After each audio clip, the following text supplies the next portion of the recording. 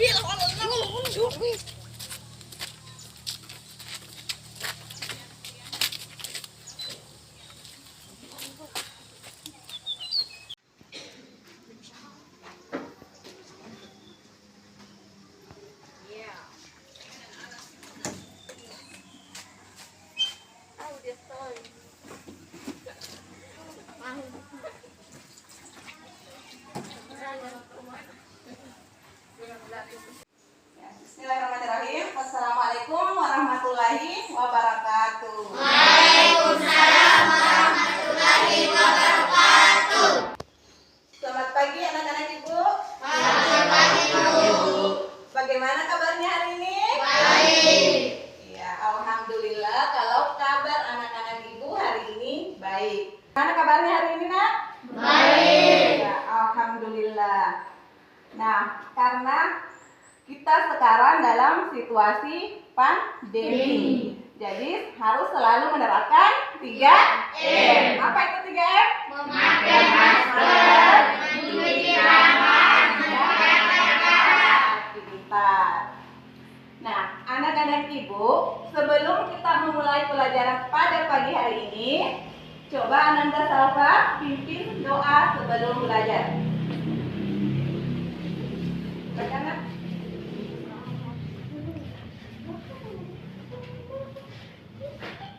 Mari teman-teman kita membaca doa sebelum belajar. Bismillahirrahmanirrahim. Rabbi zidni ilma warzuqni fahman artinya ya Allah, tambahkanlah ilmuku dan berilah aku pemahaman yang baik. Amin.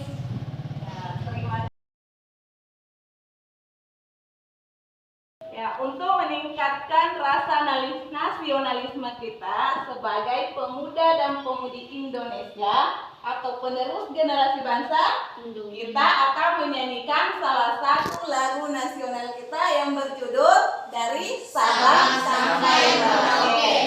Nah, siapa yang berani pimpin temannya? Ya, Agus Tira.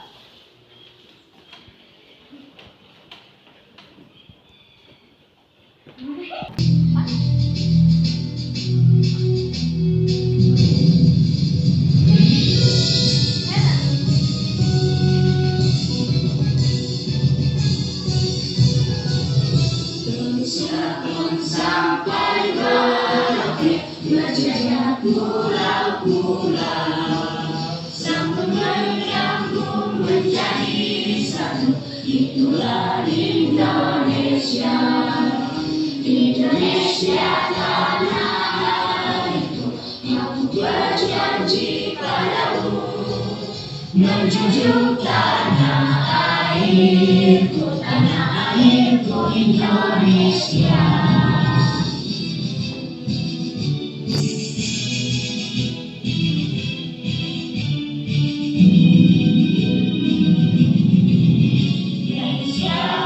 Sampai Merauke berjaya pulau-pulau, sambung menyambung menjadi satu.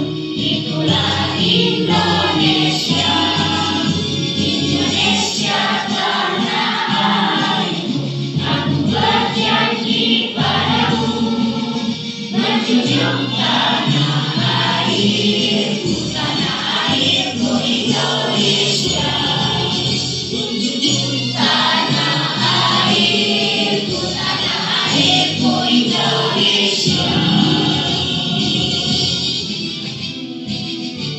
Terima kasih untuk Ananda Agus Tira. Kita duduk kembali.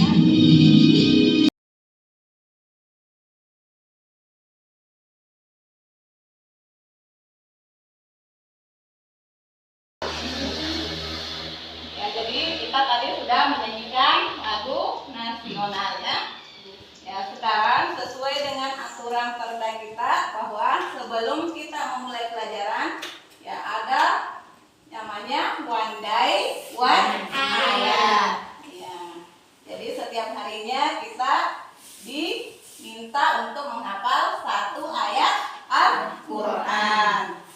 Ya, coba Ananda, Amanda. Ya, dibimbing salah satu ayat ya dalam Al-Quran. Ya, bisa di sini saja.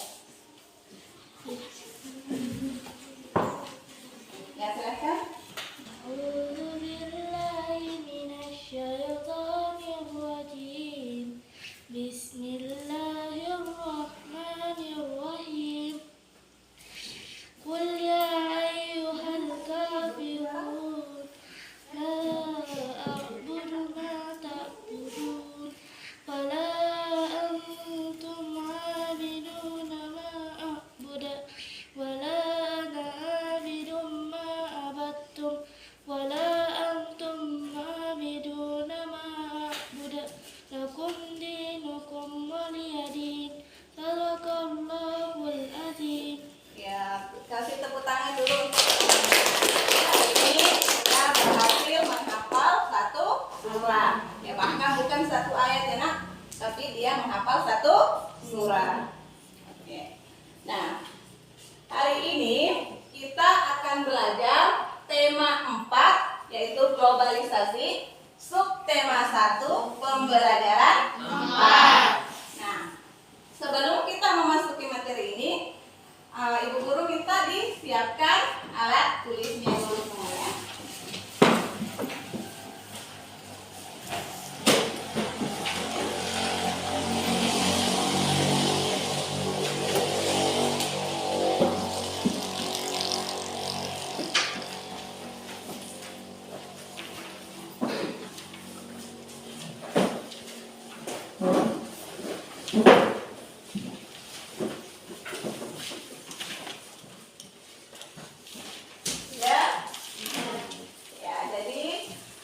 Masih diingat di pembelajaran 3 kemarin anak-anak ibu belajar tentang apa?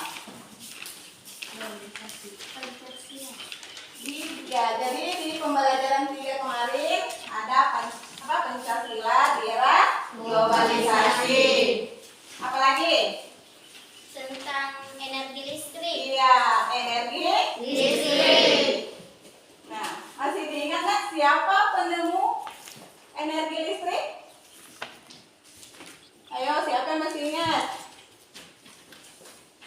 Nama penemu energi listrik. Ya, ada di pembelajaran 3-nya kemarin siapa?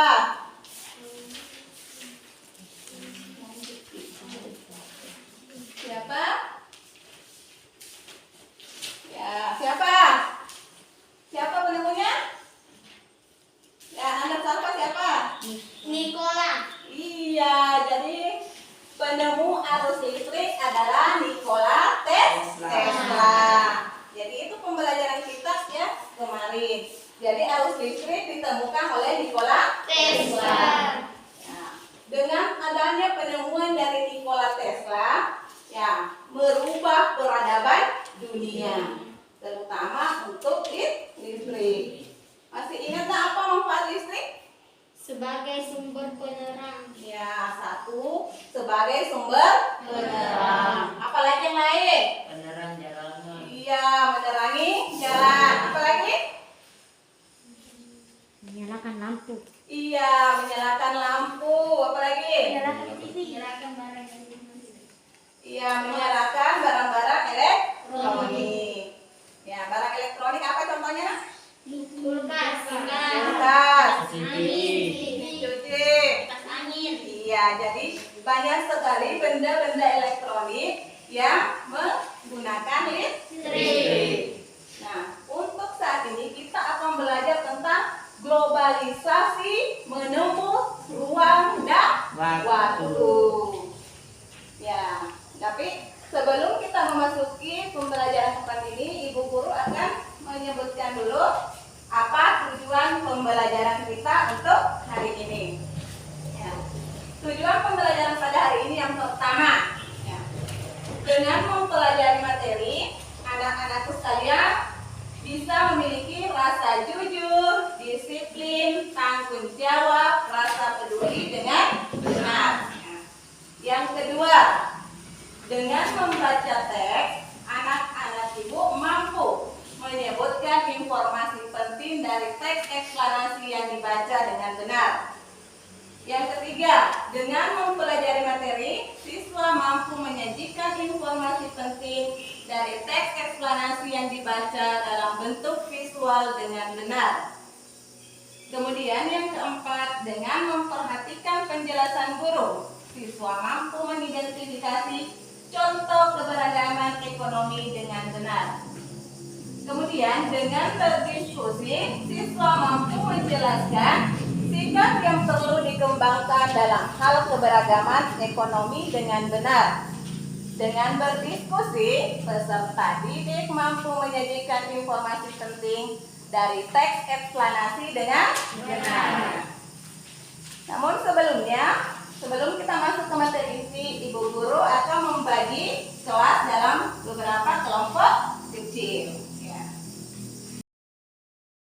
Jadi materi inti kita adalah globalisasi menembus ruang dan waktu. Nah, apakah anak-anak Ibu ada yang tahu apa makna dari ungkapan globalisasi menembus ruang dan waktu? Siapa yang tahu? Ya, coba Mami, apa maksud dari globalisasi menembus ruang dan waktu, Nak? Sebuah proses dunia. Ya, katanya Mami, globalisasi itu menembus ruang dan waktu adalah proses menuju satu dunia. Nah, untuk lebih memahami apa makna dari globalisasi menembus ruang dan waktu, anak-anak Ibu bisa membuka bukunya di halaman 29. Ya. Di situ ada teks eksplanasi globalisasi dunia tanpa batas. Nah, coba di kelompok 1, Nak, coba dibaca paragraf 1. Anak Tiara silakan di paragraf 1. Globalisasi sebuah kata yang sering dikata dengan dalam berbagai topik percakapan. Sebuah kata yang sering kita baca di surat kabar atau majalah. Apa arti globalisasi? Ya, coba lanjut di paragraf kedua, Ananda Fahmi. Globalisasi dapat dimaknai sebagai sebuah proses mendunia. Seluruh bangsa dan negara di muka bumi ini semakin terhubung satu dengan yang lain, seakan tidak terpisah lagi oleh batas wilayahnya. Era globalisasi ini seakan dunia tanpa batas. Ya, coba dilanjut Riyadi. Kita dapat dengan mudah menemukan berbagai produk dari Jepang, Korea, China, Amerika, Jerman, dan berbagai negara lainnya. Begitupun produk Indonesia juga bisa ditemukan di banyak negara. Ya, coba Nur Asila. Kita juga dengan mudah menyaksikan siaran langsung dari berbagai belahan hanya melalui tayangan televisi. Kita pun merasakan betapa mudahnya berkomunikasi, Nak, dengan sahabat dan keluarga. Kita bisa menelpon atau mengirim email kepada teman-teman kita yang jauh. Kita merasakan seolah-olah tidak ada lagi batasan atau tempat dengan tempat lain di era globalisasi ini. Ya, jadi terima kasih ya buat anak-anak Ibu yang sudah membaca. Jadi lebih ditingkatkan lagi cara membaca dengan lancar. Nah, setelah anak-anak Ibu membaca teks eksplanasi dunia tanpa batas, nah sekarang marilah kita mendiskusikan beberapa pertanyaan. Ya. Nah, hasil diskusi anak-anak Ibu nanti akan diisi di LKPD kegiatan 1. Ya. Jadi silahkan diisi nama kelompoknya ya, sesuai dengan urutannya, kelompok 1, kelompok 2, dan kelompok 3. Ya. Sekarang di sana dibuka LKPD kegiatan 1. Iya. Jadi silahkan didiskusikan ya. Jadi dari teks tersebut, nah ada beberapa pertanyaannya. Apa yang dimaksud? Ya, apa yang dimaksud dengan dunia tanpa batas pada bacaan tersebut? Ya, dijelaskan. Yang kedua, apa yang dimaksud dengan globalisasi? Berikan contoh dalam kehidupanmu sehari-hari. Yang ketiga, apa pengaruh globalisasi yang kamu rasakan saat ini? Ya, jadi ketiga pertanyaan tersebut, ya silahkan anak-anak ibu diskusikan dan hasil diskusinya dituangkan dalam LKPD-nya. Ya, silahkan. Tembung. Ya, cari jawabannya kira-kira apa?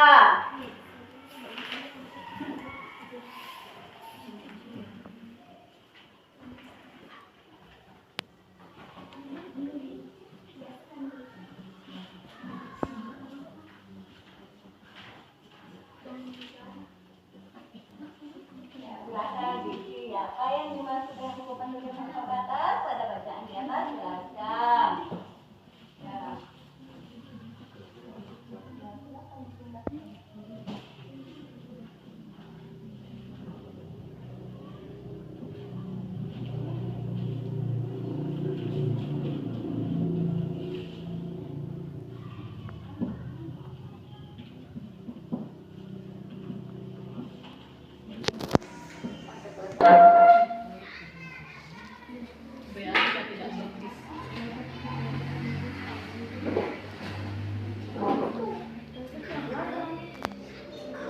Untuk kelompok 3 sudah selesai diskusinya? Ya, kelompok 2? Ya, kelompok 1 juga? Sudah, ya. Sekarang coba di kelompok 3 dulu. Nah, coba dipresentasikan apa yang dimaksud dengan ungkapan dunia tanpa batas pada bacaan tadi. Yaitu seluruh bangsa dan negara di muka bumi ini semakin terhubung satu dengan yang lain. Ya, jadi dari kelompok 1 dia mengatakan bahwa ya semakin terhubung dengan negara lain. Apakah dari kelompok 2 dan kelompok 1 ada tanggapan atau ada jawaban lain? Kelompok 1 ada jawaban lain? Sama. Kelompok 2 apa jawabannya?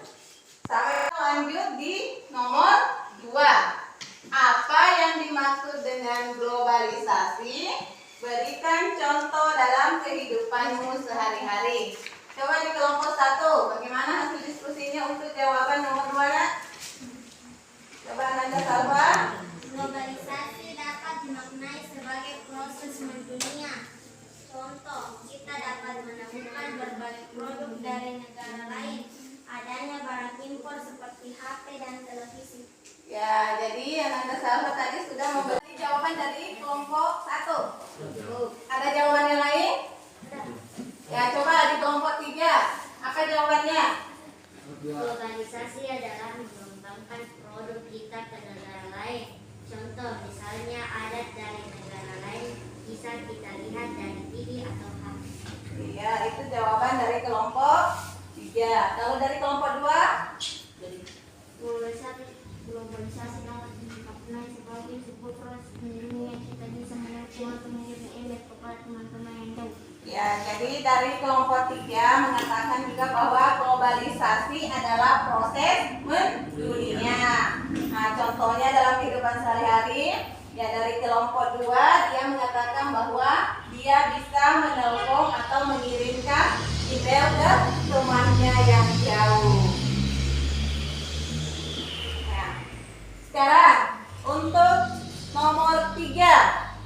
Apa pengaruh globalisasi yang kamu rasakan saat ini? Coba lagi di kelompok 2 lagi. Apa pengaruh yang dirasakan, Nak? Kita punya berbagai kota penggunanya, berkomunikasi dengan sahabat dan keluarga, bisa mengirim email, bisa mendapatkan informasi dari luar negeri. Kita dapat dengan mudah menemukan berbagai produk luar negeri. Ya, jadi dari kelompok 3 pengaruh globalisasi yang dirasakan saat ini, ya katanya ya mereka dapat dengan mudah berkomunikasi dengan keluarga yang jauh, bisa mengirimkan apa? Email, ya memperoleh informasi-informasi dari luar dengan mudah. Kemudian apa lagi? Mudah mendapatkan produk dari luar negeri. Kalau dari kelompok 1, bagaimana nak pengaruh globalisasi yang dirasakan saat ini? Apa? Dengan adanya globalisasi, kita dapat dengan mudah menyaksikan siaran langsung dari berbagai belahan dunia melalui tayangan televisi.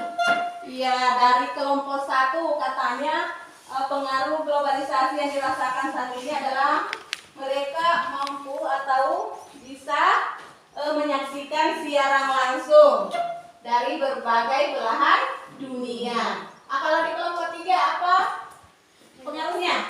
Menyaksikan siaran langsung, berkomunikasi sahabat atau keluarga dari negara lain, menemukan produk dari negara lain.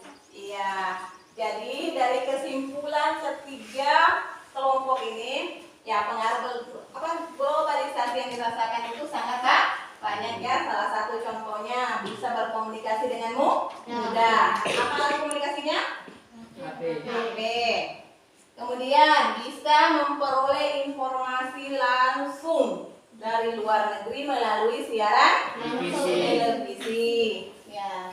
Kemudian dengan mudah bisa menikmati produk-produk luar negeri. Ya, jadi itulah tadi diskusi kita tentang globalisasi menembus ruang dan waktu. Ya. Sekarang, ya, marilah kita memperhatikan lingkungan yang ada di sekitar tempat tinggal kita. Ya. Ibu guru mau tanya dulu, di lingkungan tempat tinggal anak-anak ibu, pekerjaan apa sih yang ada atau profesi apa sih yang ada di lingkungan anak-anak ibu? Coba siapa yang mau pertama menjawab?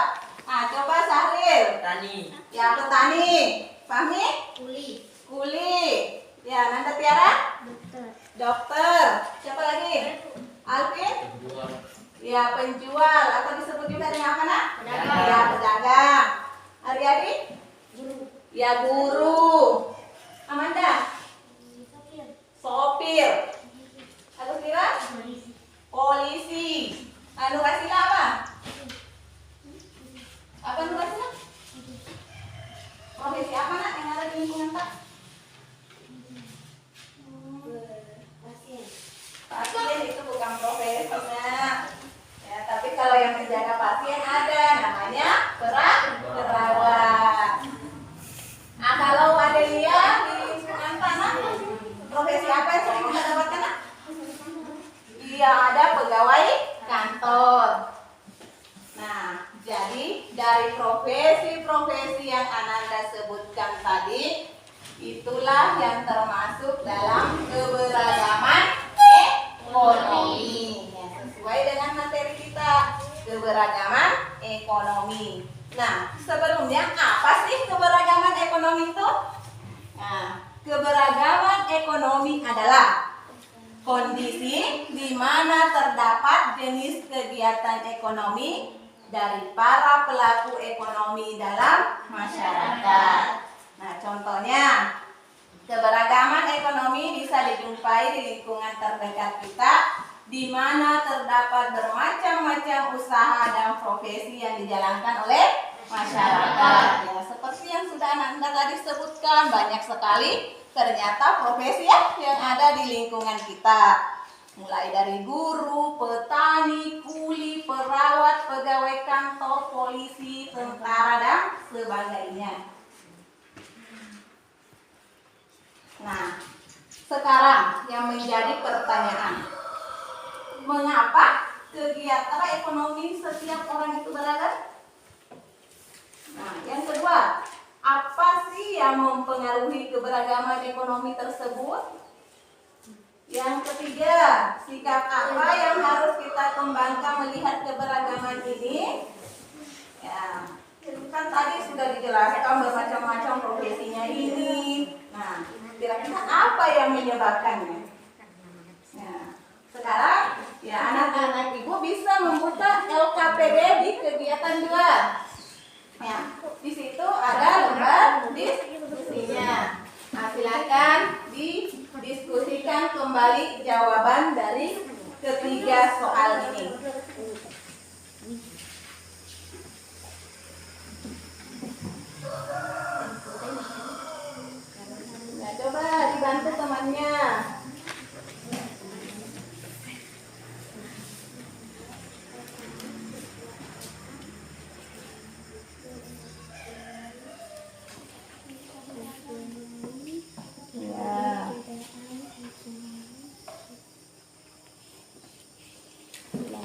dikerjakan.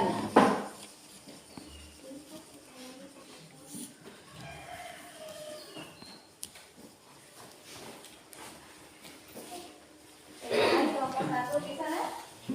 Iya.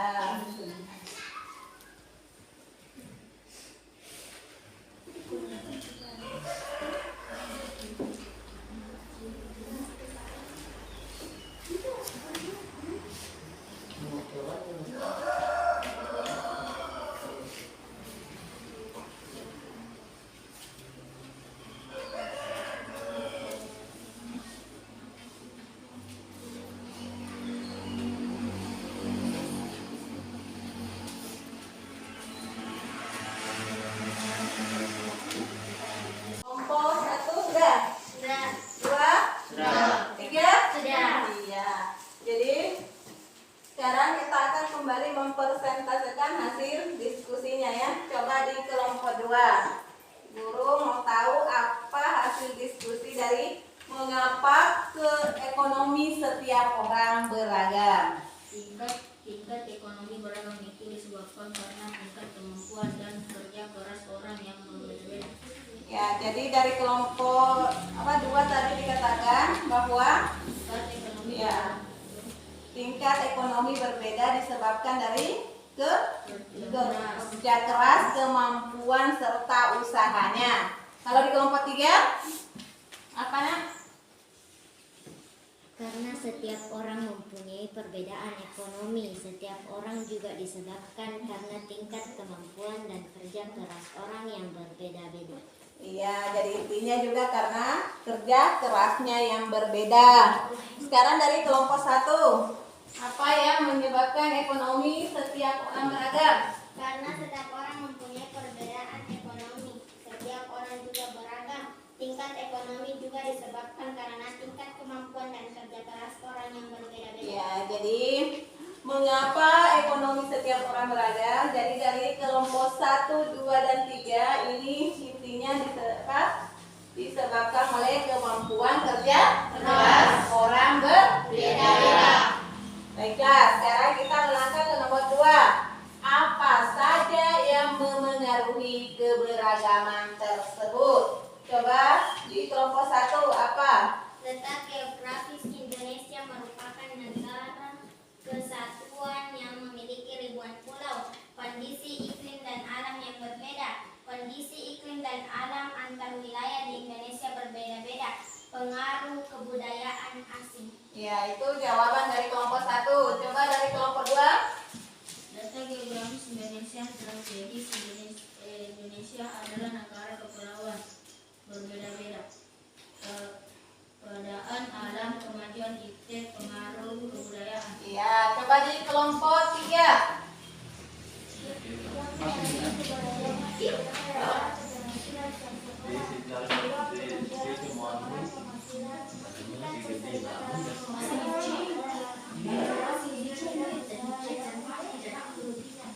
Ya, jadi dari kelompok 1, 2, dan 3, ya Ibu Guru bisa mengambil kesimpulan bahwa apa yang mempengaruhi keberagaman tersebut? Yang pertama, letak geografis Indonesia. Yang kedua, negara kita terdiri dari negara kepulauan. Kemudian dari kelompok 3, ya dikatakan juga bahwa keterampilan seseorang dan peluang usaha. Nah, sekarang kita lanjut ke kelompok 3.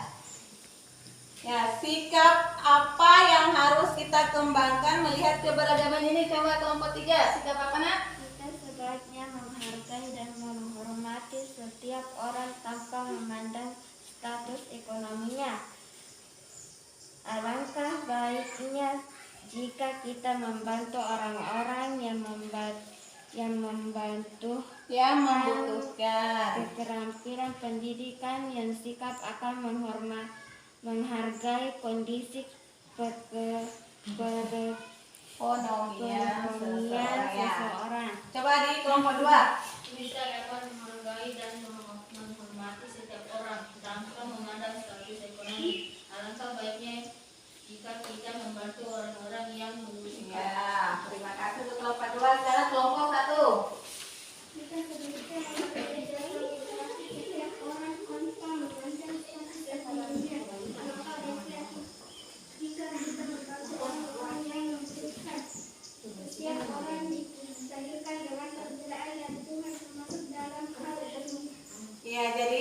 sikap apa yang harus kita kembangkan melihat keberagaman ekonomi ini? Ya, dari kelompok 1, 2, dan 3 ya bisa ditarik kesimpulan bahwa kita harus menghargai, harus bisa menghormati pelaku ekonomi. Ya. Baiklah, jadi ya kita itu ya diciptakan oleh Tuhan ya dalam keadaan yang berbeda. Ya. Jadi kita di dunia ini ya diciptakan dalam keadaan yang berbeda. Begitu juga dengan keberagaman ekonominya. Jadi kalau kondisi ekonomi kita berada pada level yang di atas atau dalam keadaan baik, kita tidak boleh apa? Ya, tidak boleh sombong. Kemudian, apabila keadaan ekonomi kita rendah, tidak boleh juga iri. Ya, jadi harus selalu mensyukuri. Ya, harus selalu mensyukuri apapun keadaan kita ya. Jadi harus selalu bersyukur, selalu menghormati, dan selalu membantu orang lain. Ya. Jadi seperti itu. Nah, sekarang kita akan menceritakan keadaan ekonomi yang ada di keluarga kita.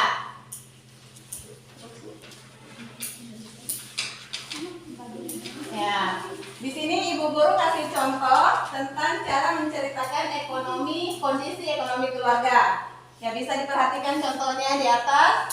Kondisi ekonomi keluargaku. Ayahku adalah seorang arsitek yang bekerja di perusahaan swasta. Ibuku adalah seorang guru sekolah dasar. Kondisi ekonomi keluargaku berkecukupan karena kedua orang tuaku memiliki pekerjaan tetap. Semua kebutuhan sehari-hari dan sekolahku dapat tercukupi.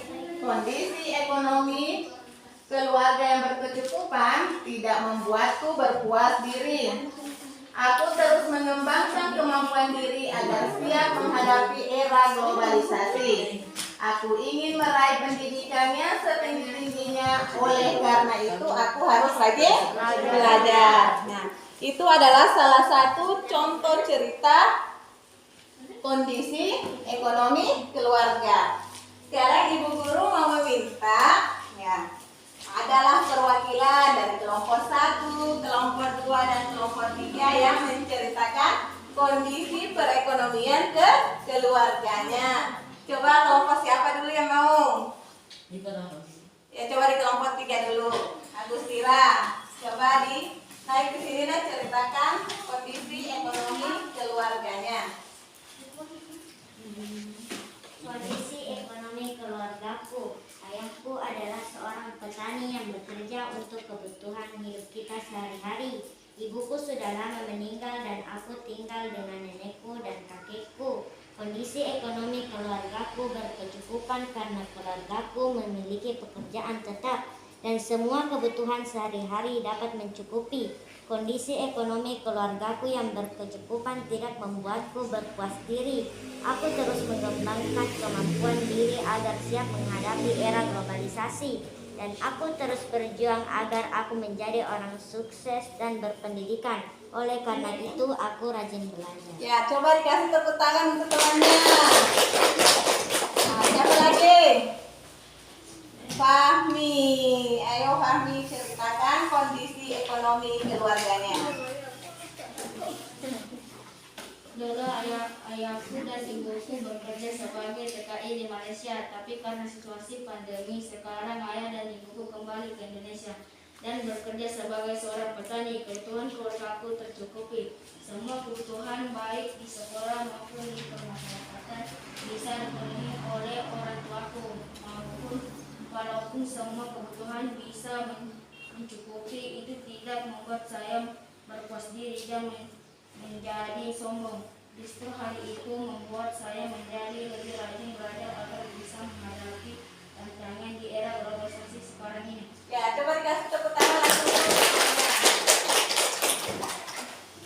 Ya.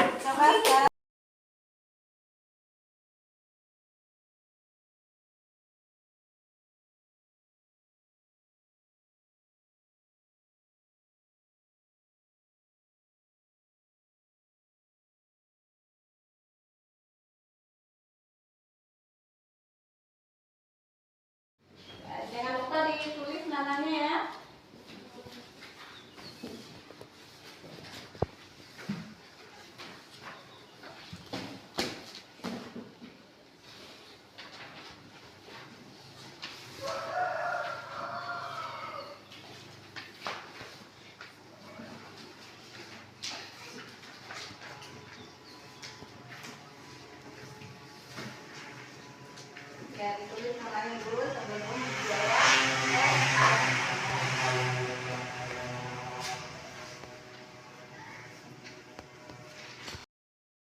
Semuanya sudah selesai tugasnya? Ya, Ibu ambil ya.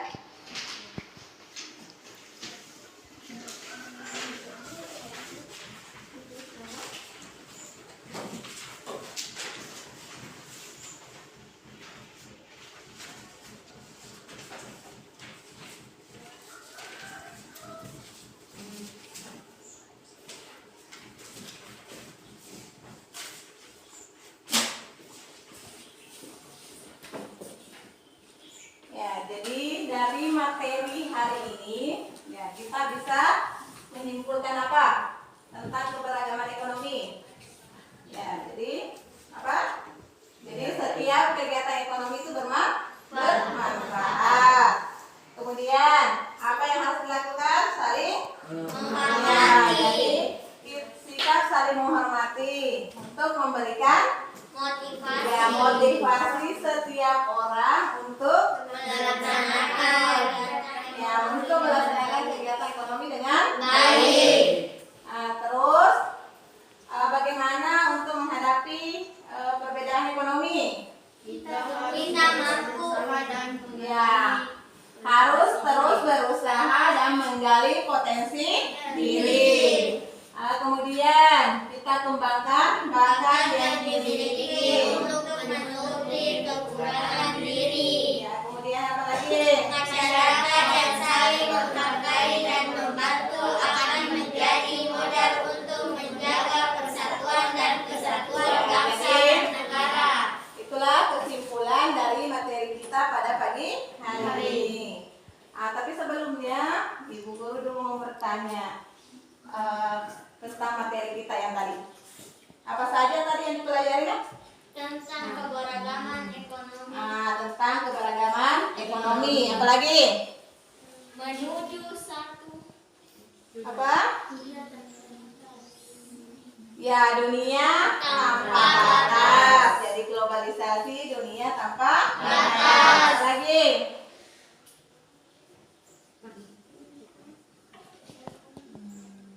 Apa lagi? Proses mendunia.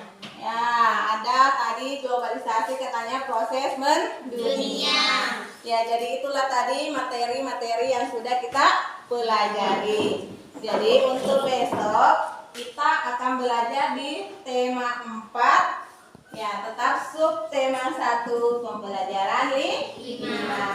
Ya. Jadi demikianlah ya pembelajaran kita pada hari ini ya, lebih dan kurangnya ya Ibu Guru mohon maaf. Kemudian coba Ananda Fahmi dipimpin doa sebelum pulang. Silakan. Mari teman-teman kita membacakan doa keluar ruangan. Amin.